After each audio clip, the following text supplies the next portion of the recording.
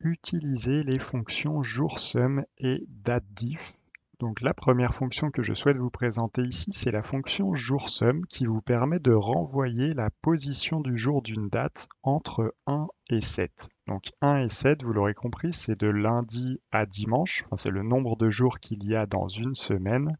Donc joursum vous permet de renvoyer la position du jour à l'intérieur de la semaine. Donc on va le faire ensemble. Si j'écris égal joursum comme ceci, on me demande un numéro de série, donc une date. Je vais sélectionner ma date qui se situe en cellule A3 et ensuite on me demande un type de retour. Donc là, ça va être un petit peu plus complexe, encore que c'est relativement clair. On nous dit le type de retour numéro 1, c'est un chiffre qui va de 1 entre parenthèses dimanche à 7 entre parenthèses samedi.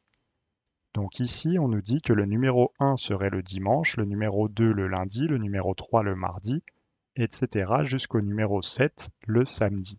Donc moi, en général, je choisis plutôt la deuxième option, c'est-à-dire chiffre de 1 lundi à 7 dimanche. Donc lundi est le numéro 1, mardi le numéro 3, mercredi le non, lundi le numéro 1, pardon, mardi le numéro 2, mercredi le numéro 3 et le numéro 7 dimanche. Donc vous avez cette option, vous pouvez double-cliquer dessus. Également, là on a la même chose en fait entre nombres compris entre 1 et 7, chiffre de 1 à 7 c'est la même chose. Vous sélectionnez ce type de retour et quand vous fermez votre parenthèse, on vous retourne le numéro 2 puisque la date que je suis en train d'étudier, le 6 août 2024, est un mardi. Donc la fonction joursum retourne le numéro 2. Si ma date avait été un jeudi, ma fonction joursum aurait retourné le numéro 4, vous l'aurez compris. Donc cette fonction, elle va nous permettre d'associer en fait des dates avec les jours de la semaine, en passant par la position de la date à l'intérieur de la semaine. Donc là, le 2, je vais pouvoir par la suite l'associer au mot mardi, comme j'aurais pu associer le numéro 4 au mot jeudi.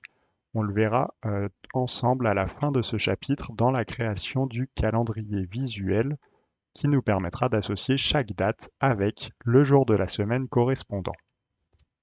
Ensuite, nous allons voir ensemble la fonction datediff. Donc cette fonction datediff nous permet de renvoyer le nombre de jours de différence entre deux dates. Donc ça, c'est la base de la fonction datediff. C'est une fonction qui est un petit peu particulière puisqu'elle n'est pas vraiment référencée à l'intérieur d'Excel. On va le voir ensemble.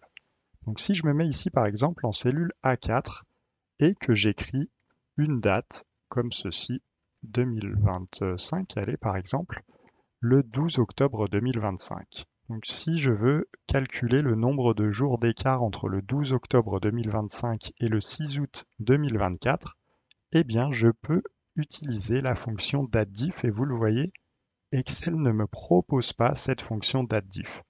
Donc je vais l'écrire moi-même, en fait elle n'a pas été traduite en français et vous pouvez quand même l'utiliser sous réserve de connaître sa nomenclature.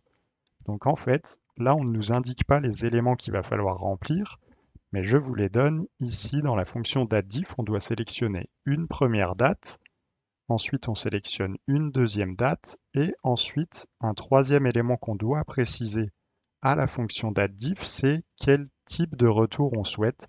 C'est-à-dire, est-ce qu'on veut qu'il nous réponde, qu'il nous renvoie une information en nombre de jours, en nombre de mois ou en nombre d'années. Donc moi, par exemple, là, je vais dire nombre de jours et il faut savoir que comme la fonction n'a pas été traduite, il va falloir le mettre en anglais, c'est-à-dire qu'on met guillemets la lettre D et on ferme la guillemet, D comme day, et on ferme ensuite la parenthèse et donc Excel nous renvoie 432 et donc on en déduit qu'entre le 12 octobre 2025 et le 6 août 2024, il y a 432 jours. Donc ça, c'est la première chose. Mais sachez qu'on peut tout à fait dupliquer cette fonction en faisant la même chose et en retournant le nombre de mois entiers qui se situe entre deux dates. Donc par exemple ici, on a 14 mois entre le 6 août 2024 et le 12 octobre 2025 et on peut faire la même chose en mettant Y. Donc, vous l'avez compris, quand on considère retourner des jours, on met le D comme day, retourner des mois, on met le M comme mois ou comme months, et quand on retourne des années, on va mettre le Y comme year, et donc il nous retourne le nombre d'années. Donc là, ici, on a une année, ou 14 mois, ou 432 jours. Donc la fonction datdiff va vraiment nous permettre de choisir quel type de retour on souhaite. Donc quelle différence, est-ce que c'est un nombre de jours, un nombre de mois ou un nombre d'années que l'on souhaite étudier entre nos deux dates que l'on a inscrites ici en cellule A3 et en cellule A4.